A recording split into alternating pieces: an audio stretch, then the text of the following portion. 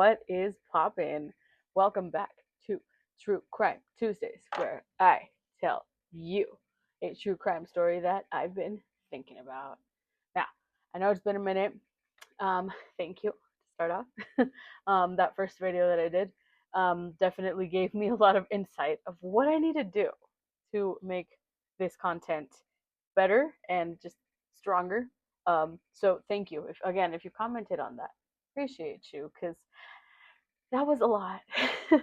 So thank you. All right, today's case is going to be Brenda Delgado. Now, Brenda Delgado is currently serving a life sentence for the murder of Kendra Hatcher. I can't even talk. Kendra Hatcher. Now, Kendra Hatcher was the girlfriend of Brenda's ex-boyfriend, and she it's a crazy story, man. And not only that, but the way that they found her was just crazy. I don't know, man. She was also, fun fact, the 9th woman on the FBI's most wanted list. Crazy. I didn't know that, but yeah, learning curve. Now, real quick, full trigger warning. We do talk about the following subjects. So we do talk about violence, murder, stalking, and abortion. If any of those subjects are triggering to you, please take care of you, and I'll see you on the next one. All right, let's go ahead and get started. Now, Miss Brenda Delgado was born on June 18th, 1982. She was the second of 5 children, and her parents actually immigrated from Mexico to the United States. Now, Brenda this is based off of what friends and family would say about her. They said that she was very driven. She wanted to be something. She wanted to make something of herself. So she was described as a very, very hard worker. She actually, according to research, wanted to be I believe it's pediatric dentist is what I thought. There's conflicting opinions because in some of the articles that I read, it said she wanted to be a doctor, and then in others it said she wanted to be a pediatric dentist. I believe she wanted to be a pediatric dentist, and that's what she wanted to do with her life. But if anyone knows anything different, please drop it in the comments. But yeah, so she, like I mentioned, she wanted to make something of herself, but unfortunately, she did not have the money to put herself through college. So she graduated high school, and she actually started working 2 jobs in order to try to get herself to become what she wanted. So she worked at a day spa, at a day spa, and she worked as a dental assistant. Now, this is also according to people who knew her. She loved to spend time in the upscale, fancy schmancy sections of Houston, Texas. That's where they live. They live in Texas. Sorry, I should have said that from the beginning. But yeah, she likes to spend her time up in those nice, fancy schmancy areas. Now, one day, Brenda is scrolling through Tinder, and she matches with a doctor named Ricky Paniagua. So they matched. They go on. They decided to go on a date, and they hit it off pretty quickly. It seems like it was just one of those instant connections, and it just started working out really quickly. There were a few hiccups here and there, but overall it seemed like they were in a pretty good spot, almost to the point where it was too good to be true. According to the research I did, within 3 months Brenda was already moved in to Ricky's house because her roommates like kicked her out or something like that, and that she just needed a place to crash. And so she told Ricky, and he offered, and so yeah, within 3 months they're living together. That being said, Brenda's like in her like early 20s, and Ricky's in his like late 30s. The other thing there is that Ricky had already been married, and he was actually divorced when he met Brenda. It was a pretty recent divorce according to the research that I did. Because Ricky had already been married, he was a little bit slower into, I guess, getting into something more serious with Brenda. So something like marriage or kids was something that Ricky wasn't really wanting because he'd kind of already been through a marriage, and it hadn't it hadn't gone well, so he wasn't looking to rush things. Brenda, however, she's younger, right? Like, you're in your early 20s, getting there. You want to have kids, you want to get married, you want to have a family, and that's what Brenda wanted. But Ricky just wasn't there yet. Like I said, with the divorce being pretty recent, he just wasn't there. So one day, Brenda takes a pregnancy test because she is suspecting that she might be pregnant, and it comes out positive.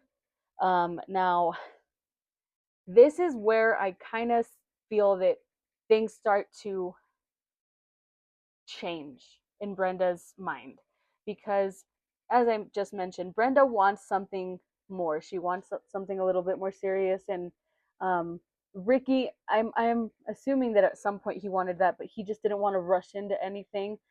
So they both there's conflicting opinions on this too, where they both agreed that it was best to end the pregnancy. Some sources cited that it was mostly Ricky that didn't want to do it. I like I said, it's either way. Terminating a pregnancy is something extremely difficult and painful for a woman. So unfortunately, Brenda did. They made the decision to end the pregnancy, and it did hit Brenda a little bit harder. However, she loved this man, so she stayed. Um, Ricky eventually gave her a ring. Now, Brenda gets excited with this ring, right? Unfortunately, it's not the type of ring that she's assuming that it is. It's something called a promise ring. I don't know if anyone's ever had one of those before. Um, as I mentioned, Ricky's just kind of taking it slow. He doesn't want to speed into stuff. Um, so Brenda was expecting like an engagement ring, but she figured that they would get there eventually. She was very grateful regardless for that. Now, unfortunately, after 2.5 years, they decided to end their relationship. Now, this left Brenda in a really bad state where she lost all motivation to go to school. She didn't want to go out with friends, um, and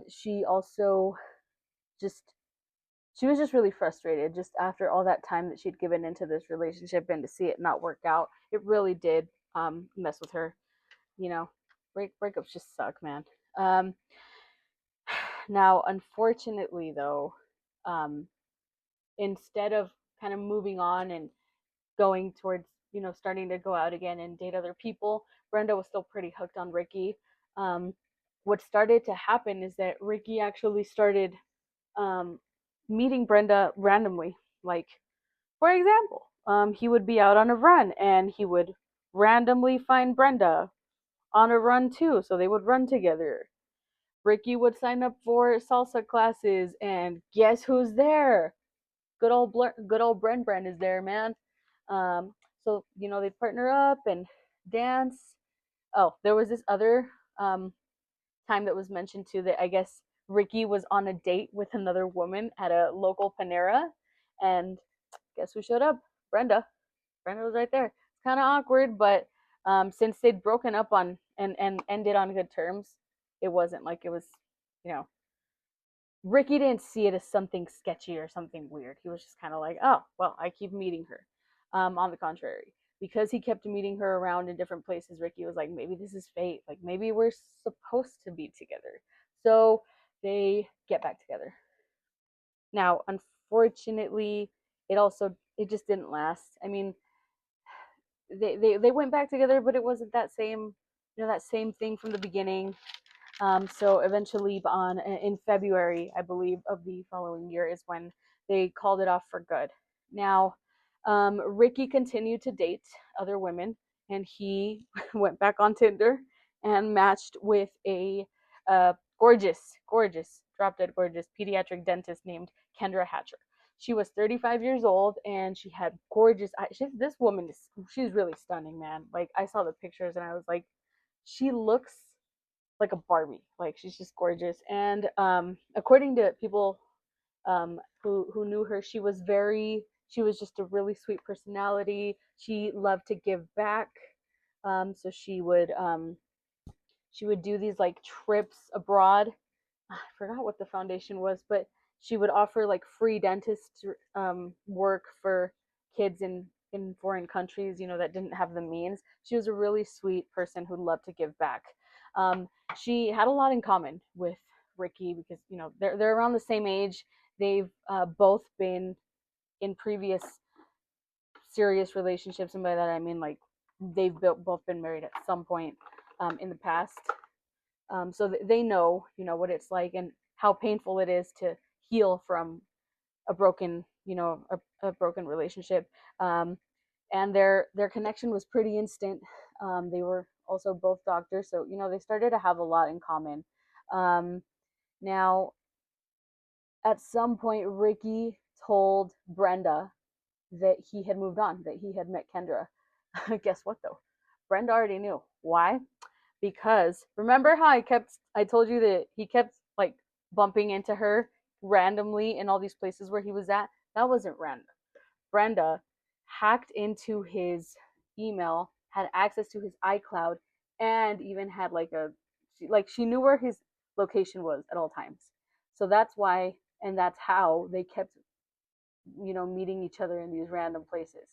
Um, Now, if you were to look through Brenda's phone, the only thing you would find is screenshots of conversations that Ricky and Kendra were having, screenshots of their social media, pictures of them just, looking extremely happy and completely in love.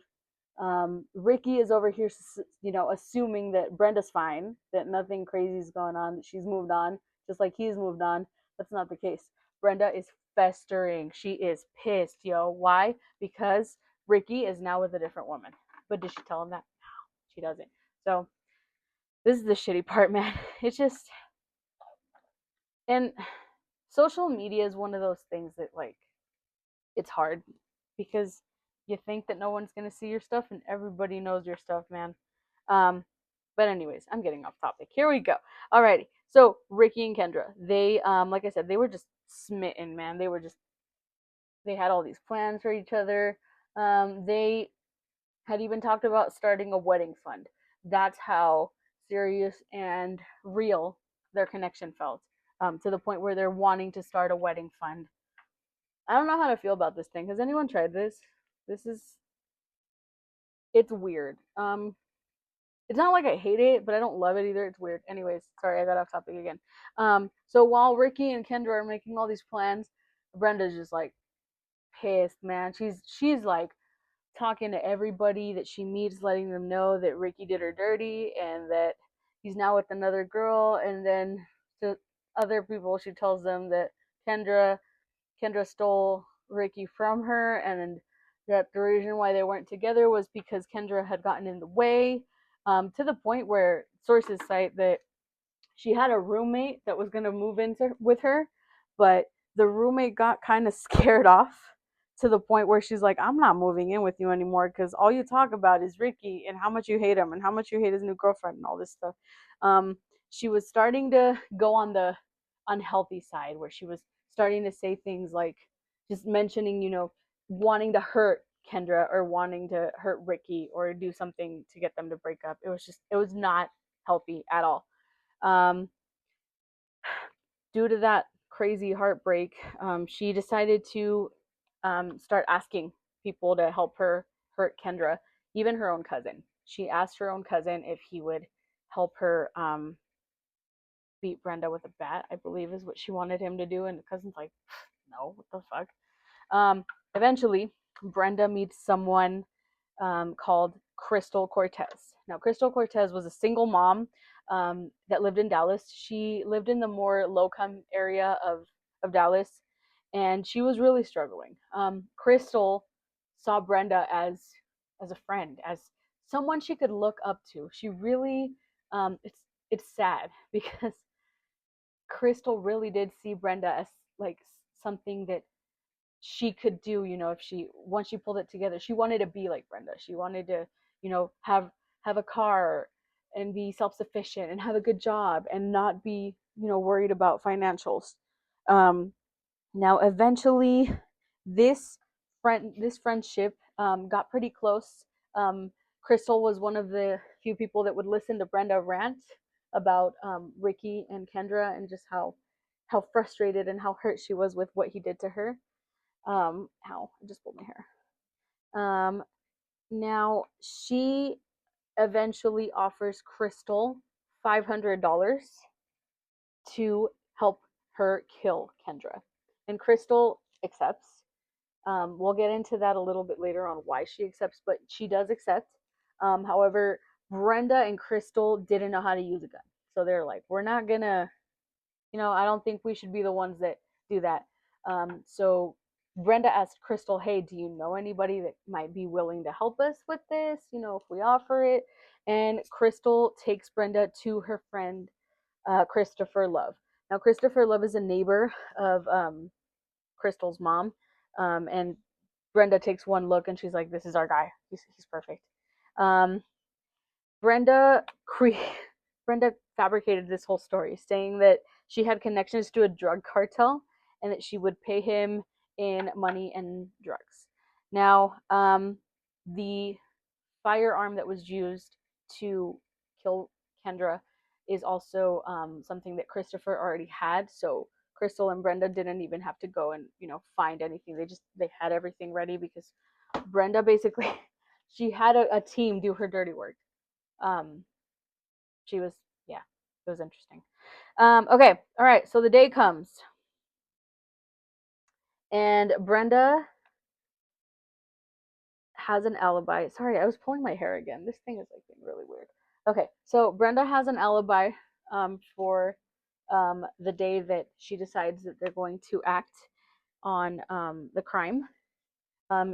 Brenda is at the library studying and eventually goes on a date to Chili's with a friend of hers.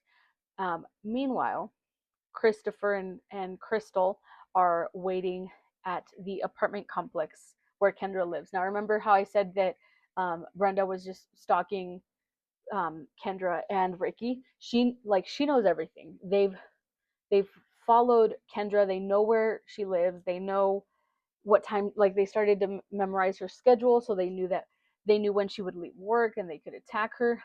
So, like I said, Brenda created an alibi so that she wouldn't get her hands dirty. Meanwhile, Crystal and Christopher are just waiting for Kendra to get out of work. Eventually, she gets out of work.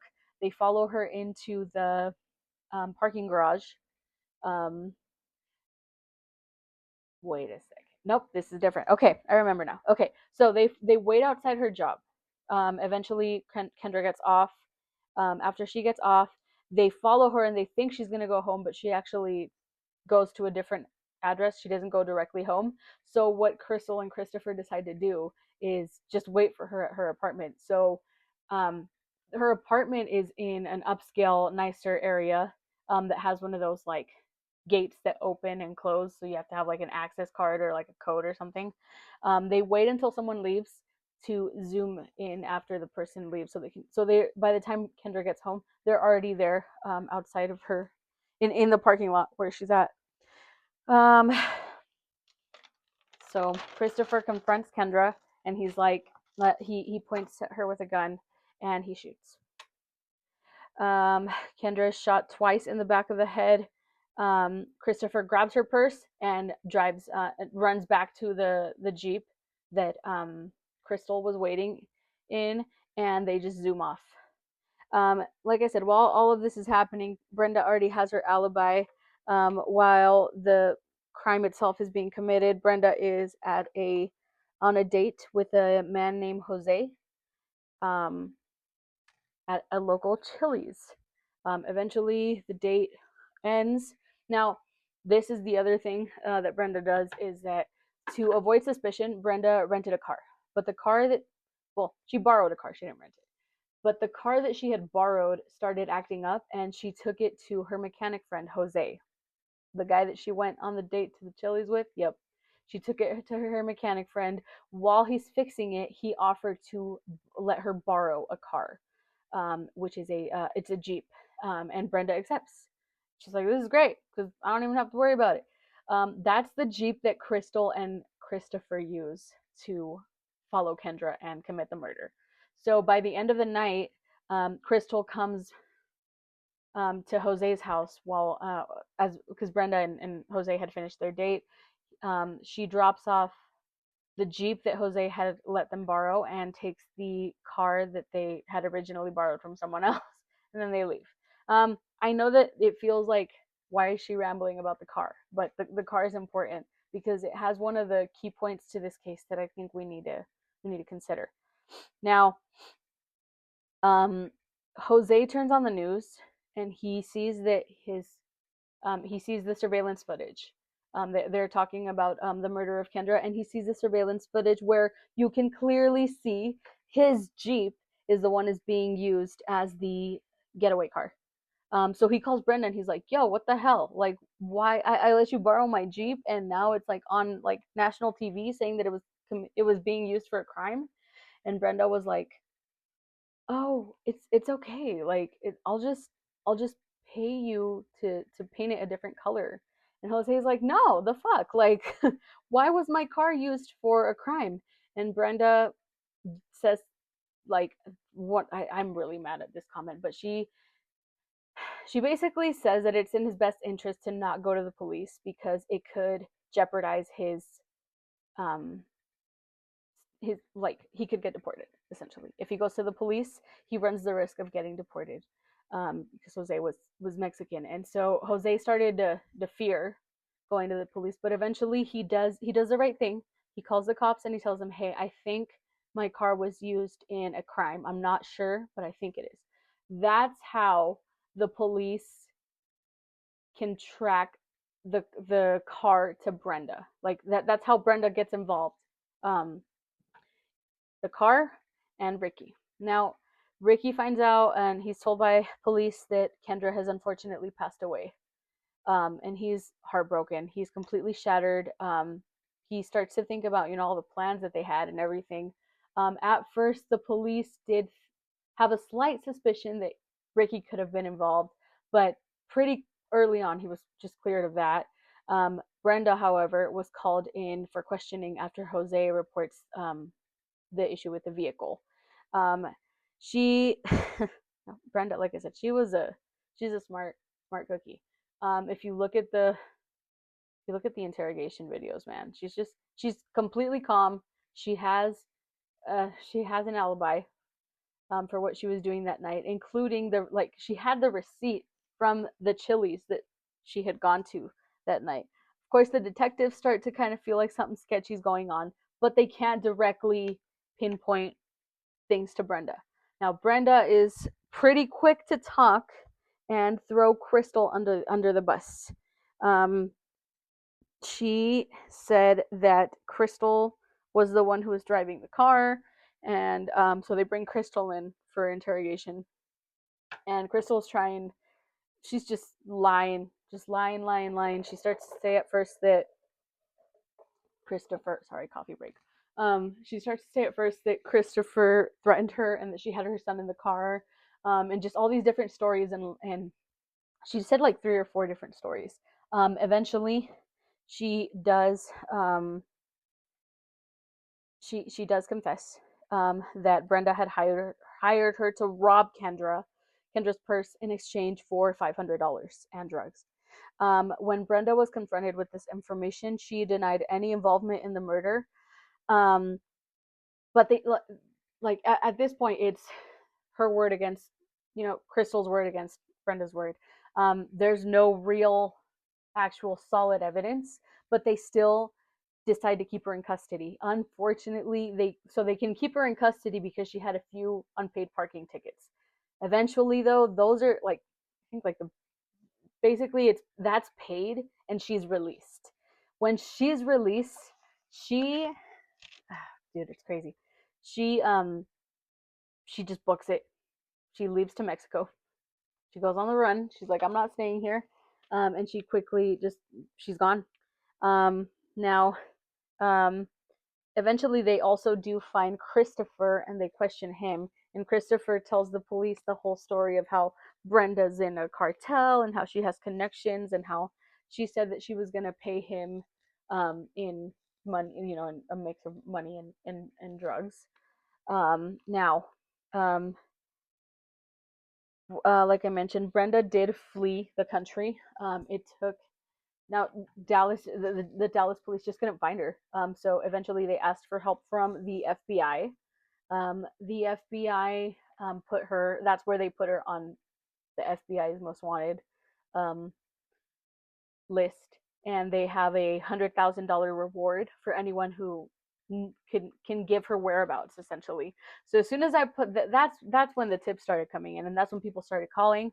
Um, Now, people started calling in saying that they noticed a woman that was walking around in, part of Mexico with a hoodie and, like baggy clothes. And now for Mexico's heat, like if you've ever been to Mexico, you know that it gets hot, and it's like, yeah, we're not gonna be around walking around in a hoodie and stuff.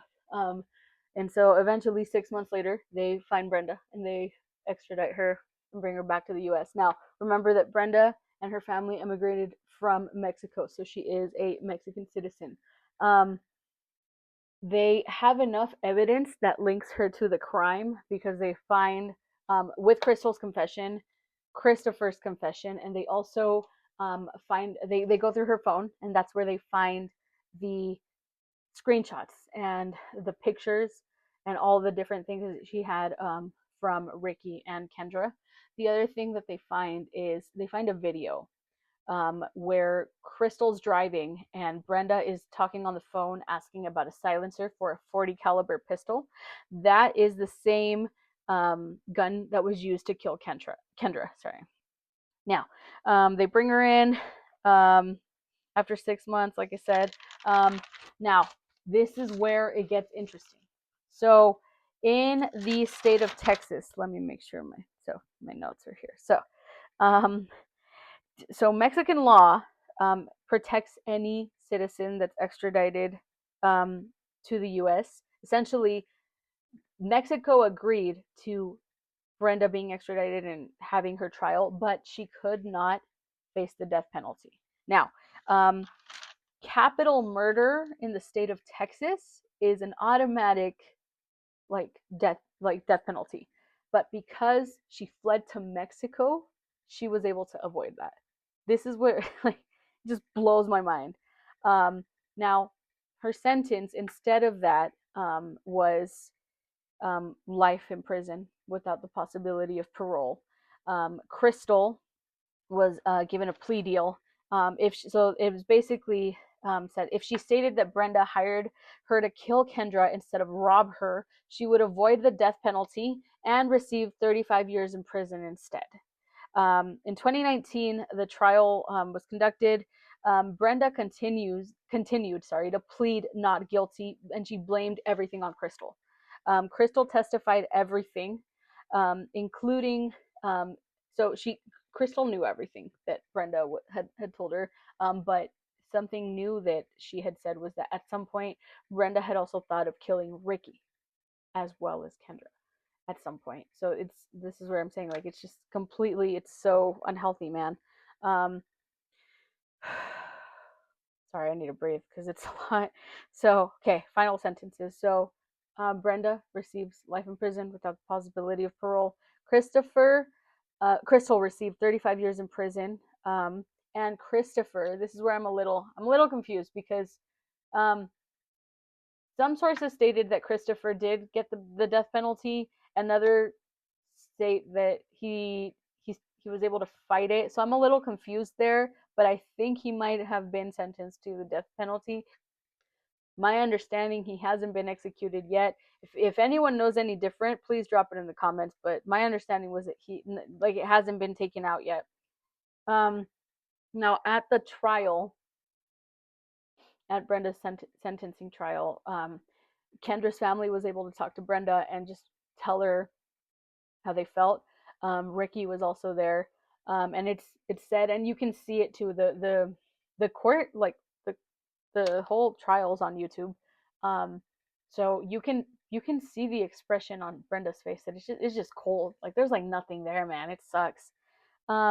To this day, I don't think that she'll ever think that she did anything wrong because to her it was just like she was just I don't know. She didn't feel like there was anything wrong with what she did, and she still maintains her innocence to this day. Now,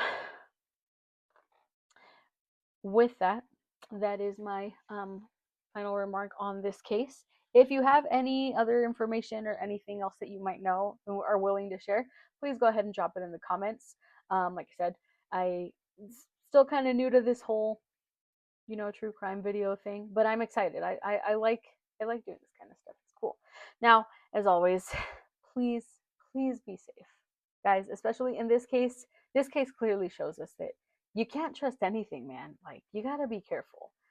If you go on dates with people or stuff, and because we have so many dating apps now that it's just so accessible. Do your research on them, please. Don't just trust, the first thing that you see. Do your research on people. Make sure that you feel safe. You feel good. Okay. All right. All right. On that note, thank you guys.